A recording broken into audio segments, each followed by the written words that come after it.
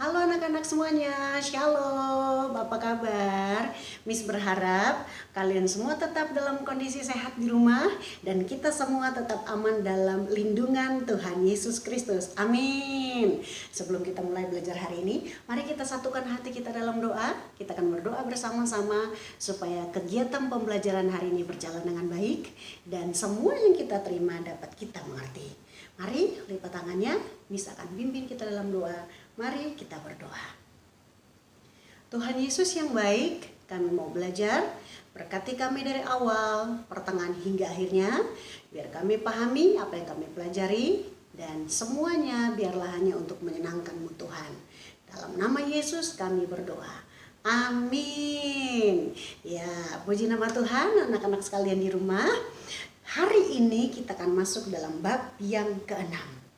Materi kita berbicara tentang tubuhku adalah milik Tuhan. Pada pelajaran yang sudah lewat, Miss pernah kasih contoh bagaimana kita menggunakan tubuh kita sebagai milik Tuhan. Di antaranya, 1, menjenguk teman yang sakit, tapi sekarang nggak mungkin ya karena virus corona di mana-mana. Jadi bisa kita pakai dengan cara yang berbeda. Apa itu? Mendoakan teman kita yang sakit. Nah, yang berikutnya lagi apa? Kalau temannya jatuh atau adiknya jatuh atau kakaknya jatuh, dibantu, memakai tangannya, memakai kakinya, menolong orang lain. Nah, itu yang Tuhan mau. Maka pada hari ini ada 2 tokoh Alkitab. Sebenarnya ada beberapa, tapi Miss mau kasih 2 saja. Nanti kita lanjutin bab 6 ini di minggu depannya lewat Zoom. Tapi saat ini Miss mau kasih tahu 2 tokoh Alkitab yang menggunakan anggota tubuhnya untuk memuliakan Tuhan. Yang pertama adalah Miriam. Siapa Miriam? Miriam adalah kakak perempuannya Musa yang juga seorang nabi perempuan. Nah, bagaimana ceritanya? Yuk, mari kita lihat bersama-sama video berikut ini yang berbicara tentang Miriam menggunakan anggota tubuhnya untuk memuliakan Tuhan.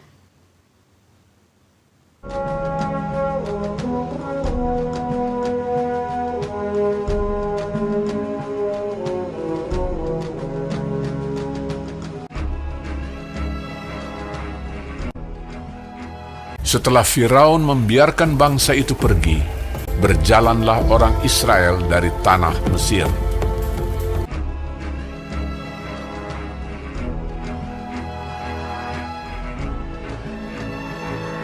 Allah menuntun bangsa itu berputar melalui jalan di padang gurun. Tuhan berjalan di depan mereka pada siang hari dalam tiang awan untuk menuntun mereka di jalan, dan pada waktu malam dalam tiang api untuk menerangi mereka, sehingga mereka dapat berjalan siang dan malam menuju ke laut Teberau. Maka berubahlah hati Firaun dan pegawai-pegawainya terhadap bangsa itu. Segala kuda dan kereta Firaun ia membawa 600 kereta yang terpilih, mengejar mereka dan mencapai mereka pada waktu mereka berkemah di tepi laut. Ketika Firaun telah dekat, orang Israel menoleh, maka tampaklah orang Mesir bergerak menyusul mereka. Lalu sangat ketakutanlah orang Israel dan mereka berseru-seru kepada Tuhan. Dan mereka berkata kepada Musa, "Apakah karena tidak ada kuburan di Mesir, maka engkau membawa kami untuk mati di padang gurun ini? Sebab lebih baik bagi kami untuk bekerja pada orang Mesir daripada mati di padang gurun ini."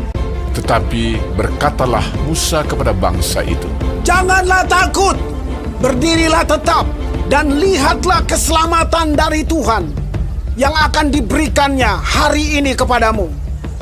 Sebab orang Mesir yang kamu lihat hari ini tidak akan kamu lihat lagi untuk selama-lamanya. Tuhan akan berperang untuk kamu, dan kamu akan diam saja." dan tiang awan itu bergerak dari depan mereka, lalu berdiri di belakang mereka. Demikianlah tiang itu berdiri di antara tentara orang Mesir dan tentara orang Israel. Dan oleh karena awan itu menimbulkan kegelapan, maka malam itu lewat, sehingga yang satu tidak dapat mendekati yang lain semalam-malaman itu. Lalu Musa mengulurkan tangannya ke atas laut, dan semalam-malaman itu Tuhan menguakkan air laut dengan perantaraan angin timur yang keras, membuat laut itu menjadi tanah kering. Maka terbelahlah air itu. Demikianlah orang Israel berjalan dari tengah-tengah laut di tempat kering, sedang di kiri dan di kanan mereka air itu sebagai tembok bagi mereka. Orang Mesir mengejar dan menyusul mereka. Segala kuda Firaun, keretanya dan orangnya yang berkuda, sampai ke tengah-tengah laut. Dikacaukannya tentara orang Mesir itu. Ia membuat roda keretanya berjalan miring dan maju dengan berat.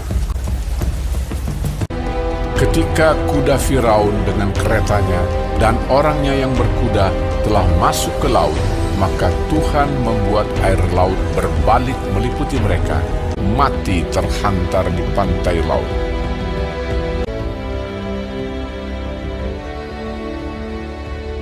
Demikianlah pada hari itu, Tuhan menyelamatkan orang Israel dari tangan orang Mesir. Ketika dilihat oleh orang Israel betapa besarnya perbuatan yang dilakukan Tuhan terhadap orang Mesir, maka takutlah bangsa itu kepada Tuhan, dan mereka percaya kepada Tuhan dan kepada Musa, hambanya itu. Nah, setelah terbebas dari peristiwa itu, Miriam, kakak perempuan Musa, memimpin perempuan-perempuan bangsa itu untuk bersama-sama menari dan memuji nama Tuhan. Mereka menggunakan anggota tubuhnya untuk memainkan rebana, untuk menari dan berterima kasih karena Tuhan telah menyelamatkan mereka. Belajarlah dari Miriam yang suka memuji Tuhan. Bila merasa takut, minta tolong kepada Tuhan lewat doa. Naikkan puji-pujianmu kepada Tuhan dan pakailah anggota tubuhmu untuk menyenangkan Tuhan. Contoh tokoh Alkitab yang kedua adalah Simon Petrus.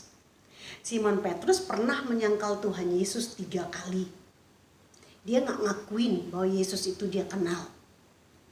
Tapi setelah dia berubah, setelah dia bertobat, luar biasa Tuhan pakai Simon Petrus. Sehingga dia berjalan dari desa ke desa, dari kota ke kota untuk menceritakan tentang siapa Yesus kepada orang banyak. Bahkan dia banyak loh nolong orang, karena dia ngerasa Tuhan pernah nolong saya, maafin dosa saya, maka saya harus lakukan yang terbaik buat Tuhan. Ya, gimana caranya? Dia sering mendoakan orang sakit dan orang sakit sembuh. Dia sering menolong orang lain, mendoakan mereka, maka dia tertolong. Nah, video berikut ini akan menceritakan kepada kita bagaimana Petrus mendoakan seorang yang lumpuh.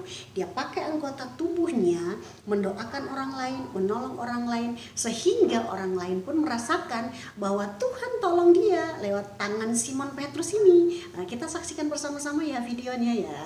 Ini dia.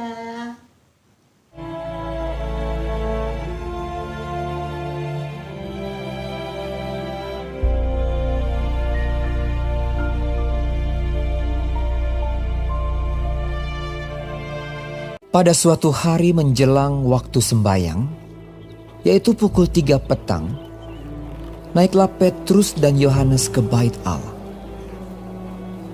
Di situ ada seorang laki-laki yang lumpuh sejak lahirnya sehingga ia harus diusung. Tiap-tiap hari orang itu diletakkan dekat pintu gerbang bait Allah yang bernama Gerbang Indah, untuk meminta sedekah kepada orang yang masuk ke dalam bait Allah. Ketika orang itu melihat bahwa Petrus dan Yohanes hendak masuk ke bait Allah, ia meminta sedekah. Mereka menatap dia. Dan Petrus berkata, Lihatlah kepada kami. lalu orang itu menatap mereka dengan harapan akan mendapat sesuatu dari mereka. Tetapi Petrus berkata, Emas dan perak tidak ada padaku. Tetapi apa yang kupunyai, kuberikan kepadamu. Demi nama Yesus Kristus, orang Nazaret itu, berjalanlah.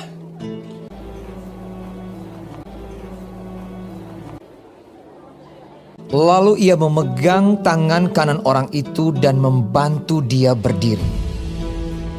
Seketika itu juga kuatlah kaki dan mata kaki orang itu. Ia melonjak berdiri lalu berjalan kian kemari, berjalan dan melompat-lompat serta memuji Allah. Dan mengikuti mereka ke dalam bait Allah. Karena orang itu tetap mengikuti Petrus dan Yohanes, seluruh rakyat itu melihat dia berjalan sambil memuji Allah. Lalu mereka mengenal dia sebagai orang yang biasanya duduk meminta sedekah di gerbang indah bait Allah. Sehingga mereka takjub dan tercengang tentang apa yang telah terjadi padanya. Maka seluruh orang banyak yang sangat keheranan itu datang mengerumuni mereka di serambi yang disebut Serambi Salomo. Petrus melihat orang banyak itu lalu berkata, Hai orang Israel, mengapa kamu heran tentang kejadian itu? Dan mengapa kamu menatap kami seolah-olah kami membuat orang ini berjalan karena kuasa atau kesalehan kami sendiri, yaitu Yesus. Dan karena kepercayaan dalam nama Yesus, maka nama itu telah menguatkan orang yang kamu lihat dan kamu kenal ini. Dan kepercayaan itu telah memberi kesembuhan kepada orang ini di depan kamu semua. Hai saudara-saudara, karena itu sadarlah dan bertobatlah supaya dosamu dihapuskan, supaya ia memberkati kamu dengan memimpin kamu masing-masing kembali dari segala kejahatan. Sudah saksikan kan video Simon Petrus tadi? Ayo anak-anak, mari gunakan kaki kita untuk memuji Tuhan, untuk memuliakan Tuhan. Bagaimana caranya? Sekarang ibadah kan di rumah nih, kita nggak bisa ke gereja. Boleh loh kamu tonton video online untuk ibadah sekolah minggu. Atau juga ibadah dengan keluarga di rumah, dengan mama papa. Boleh kakinya dipakai untuk meloncat memuji nama Tuhan. Boleh gitu ya. Kan lagu anak-anak biasanya pakai gerakan. Ayo bergerak memuji Tuhan, meloncat memuji nama Tuhan. Ya, jangan malas memuji nama Tuhan. Contoh yang lain, bagaimana caranya supaya saya, kamu, anak-anakku di rumah memuliakan Tuhan seperti Petrus, menggunakan mulutnya mendoakan orang, menggunakan kakinya berjalan menuju bait Allah, mendoakan orang lain sehingga yang lumpuh bisa sembuh. Maka bisa dengan cara apa? Kalau mama minta tolong, bantu aku dong buangin sampah, berarti kaki kan harus jalan kan?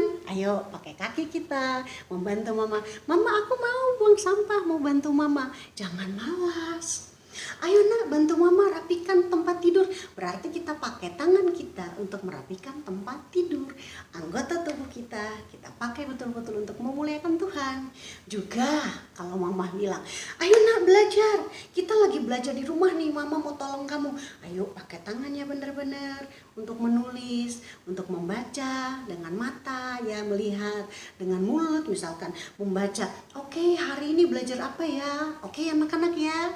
Jadi semua anggota tubuh kita harus pakai betul-betul untuk menyenangkan Tuhan, supaya orang tua kita pun senang dan juga Tuhan pun senang melihat anak-anak di rumah dan Miss yang selalu menggunakan anggota tubuhnya untuk memuliakan Tuhan. Oke anak-anak, video pembelajaran hari ini cukup sekian. Nanti kita lanjutin bab yang ke-6 di minggu depan, tapi lewat Zoom ya. Ketemu Miss Meris lagi nanti. Oke, pelajaran kita hari ini sampai sekian. Tuhan Yesus memberkati. Tetap belajar di rumah, belajar yang giat, tetap berdoa, tetap jaga kesehatan. Oke, dadah. Tuhan Yesus memberkati. Bye. Shalom.